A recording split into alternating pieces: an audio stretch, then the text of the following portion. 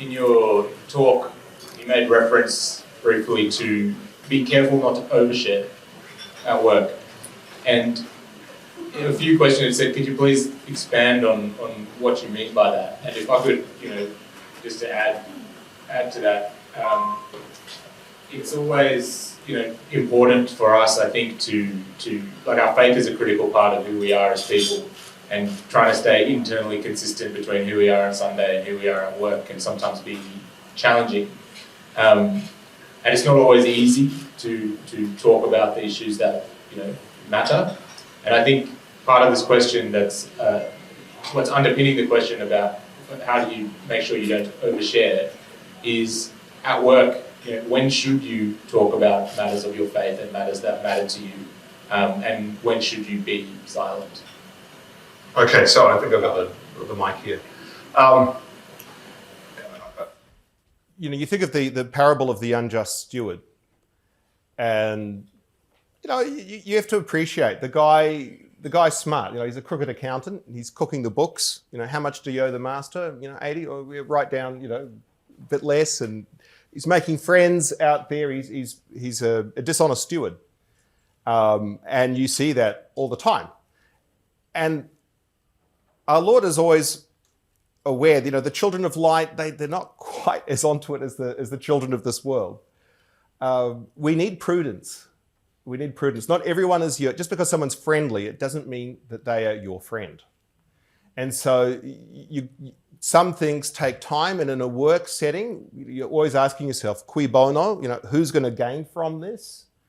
And it's a classic ploy of a narcissist is to love bomb you, to groom you, to find out all these wonderful details of your life and what you think and how you are, because they're storing it all away to use against you.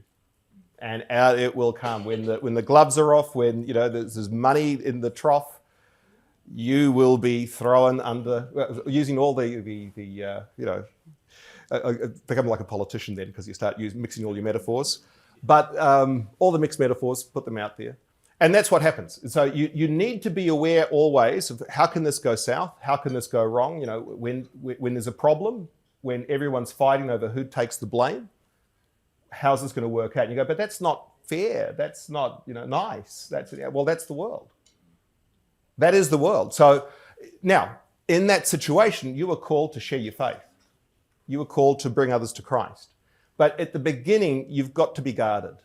Then you're pleasant and all the rest of it, but people will can and say, they'll make use of it. And when they find out what your defects are, and sometimes they'll be evident, but you don't have to go parading them, because they will take that, and in other scenarios, when they're at the board meeting or when they're with the boss, they're going to take a hold of that and they're going to exploit it all, because when they've been incompetent, they'll look for a scapegoat, and they know you, and you've been, oh, lovely, and everything, and they'll spin it against you and put the blame on you. So that happens all the time. That's corporate politics. Now, if you are good at what you do, and you're seen over time to be competent and to get the job done, then that will come back on you. And then through the authority that you have from your very being, from being a Christian and knowing that you're a good professional, people will be interested in what your opinions happen to be. And that sharing will take place as genuine friendship blossoms. But it takes time. Be very wary of your instant friend. And so in a way, pursue competence first. Yeah. Before you start speaking too much. Pretty much. Yeah. And so I guess kind of related to that is, in workplaces at the moment, you hear about having atheist colleagues and just secular workplaces in general, which can be pretty vocal and sometimes pretty visual about their beliefs. I mean, we've all, seen the lanyards and all that fun stuff. It's sometimes hard to display those same sort of vocal or visual attributes as a believer. And I guess the question is, what kind of attributes should we have, attitudes or actions that help others recognize us as believers in the workplace? Well, it's just coherence. Trying to be internally coherent. Pope Francis draws a great distinction between sin and corruption. I don't know how theological it is, but it gets the job, it gets the message across. And we are all sinners. We all need to go to confession. If we really look into it, we go, yeah, maybe if we really examine our hearts, There are things there that aren't the best. But we're kind of trying. And people appreciate that. If you're a genuine person of faith, even though you're stuffing up, you're genuine about trying not to stuff up, even though you keep stuffing up. That's within limits, okay. The problem is when it becomes a system. It's just like, this is my MO, and you become completely fake and you're corrupt. And so you can say whatever you like, but people know you. They know what you're about. They wouldn't trust you with $5. That's not the example to give at work. So I think coherence of life, many times, you recognize the conservative in the room because they're the one who's most quiet. That's something that's been said, I think, by Shapiro or whoever. I'm not trying to push a particular culture war. But it is, it does show. Like there'll be many times where you just go, everyone's going, so you're good, isn't it? Good, isn't it? And you go, well, there's many things are good. And, you start to sort of obfuscate and they go, who are you? Who are you? And over time, people will start to suspect you. Because the things you're not doing, the things you're not saying, the things you're not complaining about, the real, you didn't fly off the handle. You didn't do these things. They go, what's your deal? And then everyone's always looking over their shoulder. They're thinking about it and they go, what motivates you? They're there thinking, what motivates you? And if they can work out, you're in it for the money. Okay, great. I've got you pigeonholed. Or you're insecure and you're just trying to prove yourself. Great. I've got you pigeonholed. But if you're trying to do things for the kingdom, if you're doing it because you just love God, they will freak out. They won't understand who you are. They can't categorize you. They don't understand this thing of worship of God. And because you can't go around and say, I do this to love God. Like they go, yeah, whatever. But when they see it in your actions and they don't know, they can't explain to themselves why you do a good job or why you're caring or why you're able to, just give some sage advice. They go, there's something about, yourself, when you see people like that in the workplace, they start to stand out for you. At what point should you, what's the point at which you resign over a moral issue? Oof. I mean, that's a question. You'd have to be in discussion, I think, in spiritual direction, and talking to colleagues that you have maybe not at that workplace, but somewhere else. You really, because that depends on your circumstances. When you've got a family, you've got a mortgage, you've got other things. I mean, obviously there are certain no-go areas. There are things you must not say, things you must not do. Cooperation in evil, which is what we're dealing with sometimes. You must not formally cooperate with evil. Material cooperation, aiding and abetting, we in a remote sense, we all do that. If I buy a newspaper, if I buy the Sydney Morning Herald, there'll be many good things in the Sydney Morning Herald. There'll be a few things that maybe an editorial line or two that I wouldn't be so happy about. I could say the same thing about pretty much anything at all. I catch the bus. What's the bus campaign? There's an ad on the back of the bus. Am I upset enough about that? That's a judgment call. It's important not to get too scrupulous, because otherwise you'll just go bananas. We've got to live in life and deal with the big stuff. But there will be, from time to time, when it comes down to who am I really? And you have to swallow a lot in this life. You have to swallow a lot. But there's some things that should not be swallowed, I guess. How do you then, what's your advice to professionals, for example, who conclude that the work they've been asked to do opposes their moral stance? So, for example, a lawyer working for a public service department who has to draft legislation or procedural rules for euthanasia.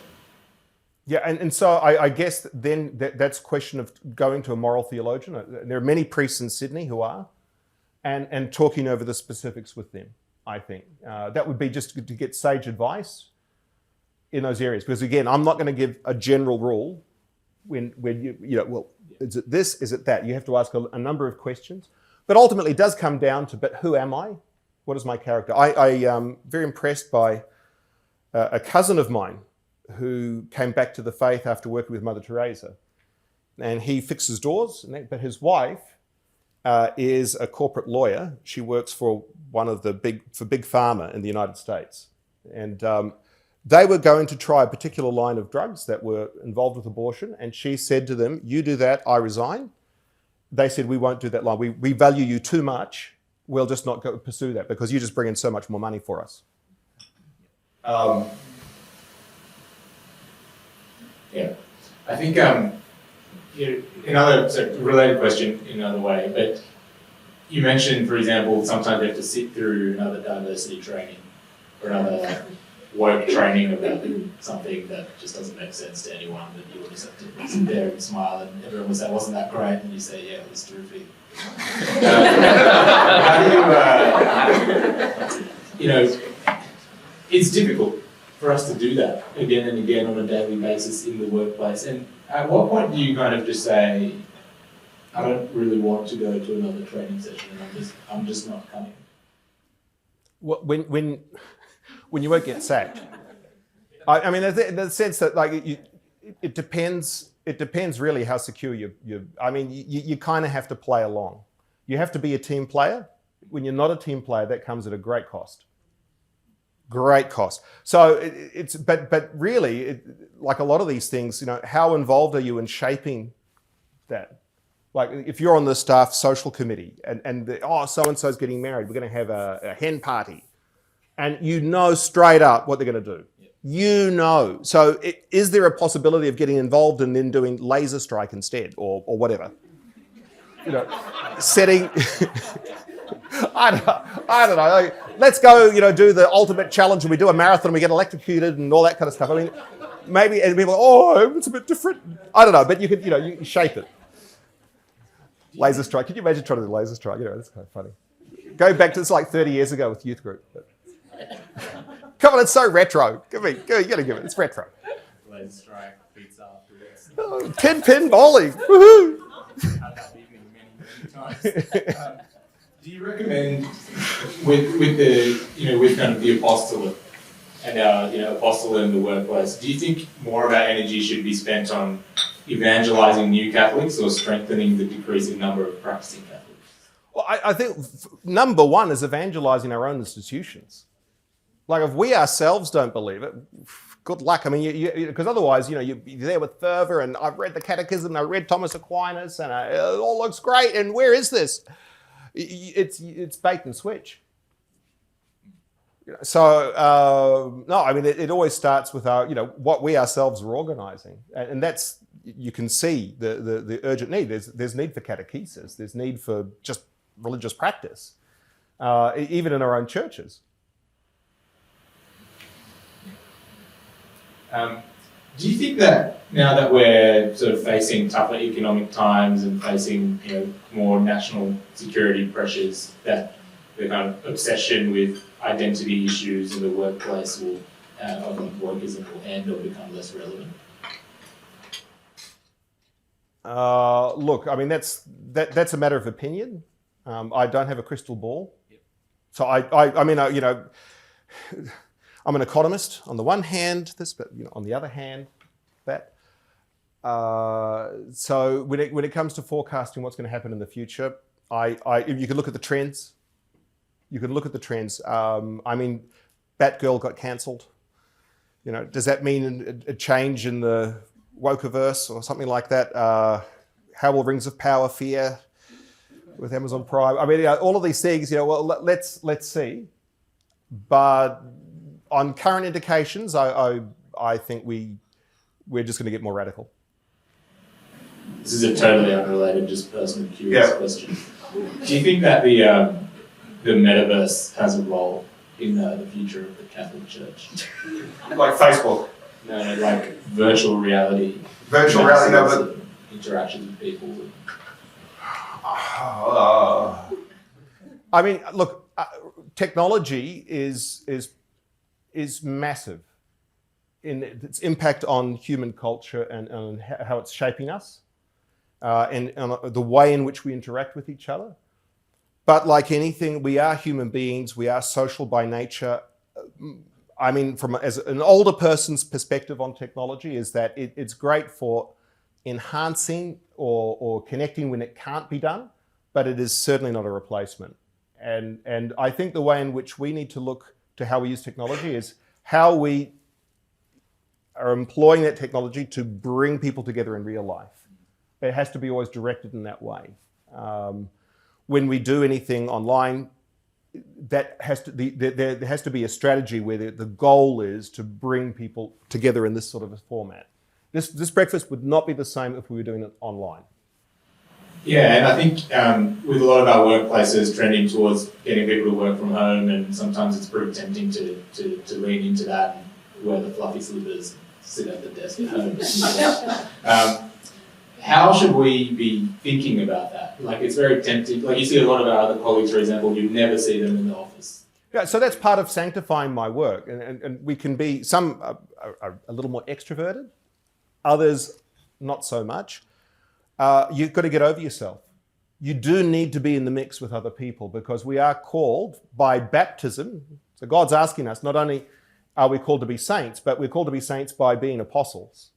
So apostolate's the flip side of that baptismal calling. And you can't do apostolate with people if you're not even talking to them. So we do need to have friends, and genuine friends. You're not instrumentalizing the friendship, then it's not friendship. But we do need to have people that we're rubbing shoulders with. And I don't like it. I just want to get goodbye, cruel world. No, that's part of supernatural fortitude. Get on out there, because you're on a mission from God. Before I wrap up, those are the questions that I had. But did anyone, just briefly open the floor if there are any questions that you feel I missed that you wanted to chuck in there? Put your hand up now. Yeah. Sorry, I had a thought as you were talking. I was thinking about, so the day-to-day for me gets quite busy, and I'm assuming it's the same for a lot of people. How do you sort of build your interior life when you're using so many hours in the day for something else? Yeah, sure. So the issue is, it's about the altar of your heart.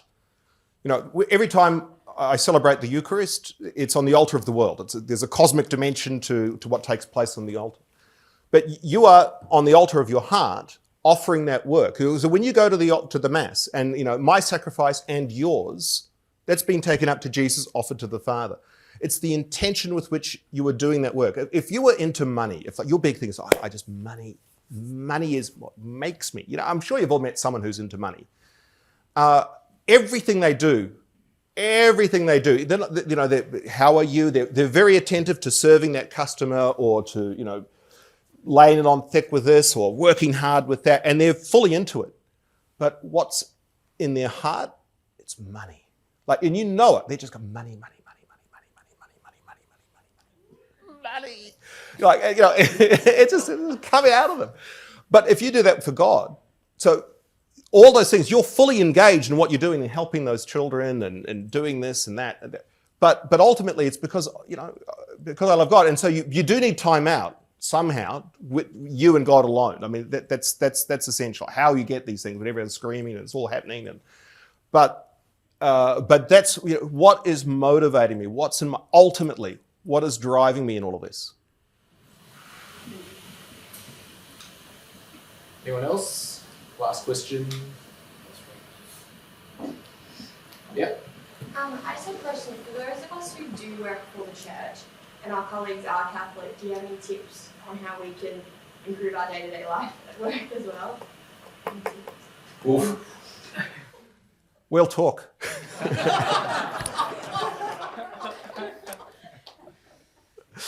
No, I mean, obviously, it's actually living, because we that's a problem of always, right? That we all bear the name Catholic, and here I am, and yeah, rah. But it's the exercise of the virtues. I think beginning with the human virtues. It was interesting when we went, and so I'm going on an excursus now. So it's very political, but we went to see the Holy Father in Rome. The bishops do that every 5 years, which could be 8, 10, whatever.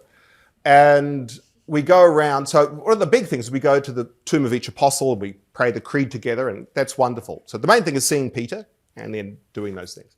But while we're there, we do business, and we see different congregations and dicasteries and all the rest of it. And the ones for clergy were talking to us about new priests. They said, look, don't worry too much on the faith angle, because their doctrine will be pretty good.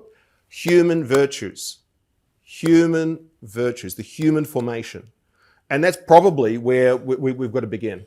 Yes, we need the help of the Holy Spirit. Yes, we need these things. But if we're not looking after just basic, plain old, natural justice, we've got issues. And that's the place to start.